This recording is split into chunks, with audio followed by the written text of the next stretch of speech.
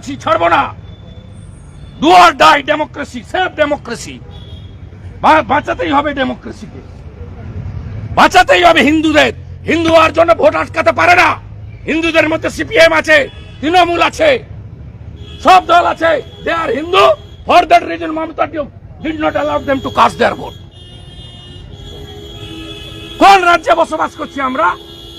আগে বিজেপিকে আটকাতো, বিরোধীদের আটকাতো, এখন হিন্দু হলেই হাউসিং কে আটকাচ্ছে, গ্রামের পর গ্রাম আটকে দিচ্ছে হিন্দু গ্রাম।